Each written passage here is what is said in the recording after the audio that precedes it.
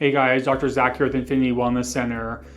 There are 3 exercises that you could be doing at home for your TMJD, which is temporal mandibular joint dysfunction. The first one that we would like to talk about here with this first exercise is called the chin tuck. So you would have you glide your head forward and then pull your head back by tucking that chin, holding that for about 10 to 15 seconds, and perform that again. We want to do this between 3 to 5 sets by holding it for about 15 seconds. And what that's going to do is going to help with this upper cervical muscles here to start to open them back up again. All right. Now the next one we're going to be doing is the chin side to side movement. So you would off to the side and off to the other side. We want to do this probably 5 to 10 times on each side to make sure that we get the joint here loosened up.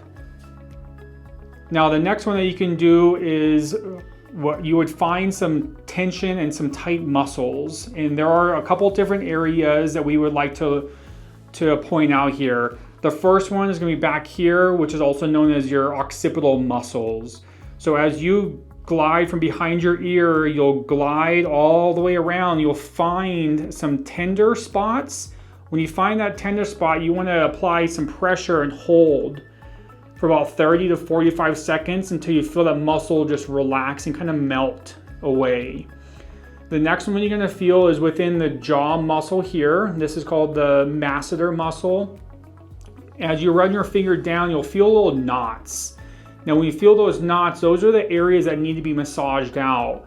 So you can hold some pressure into there. You can do little circular motion or movements into the area to allow that muscle to start to calm down and relax.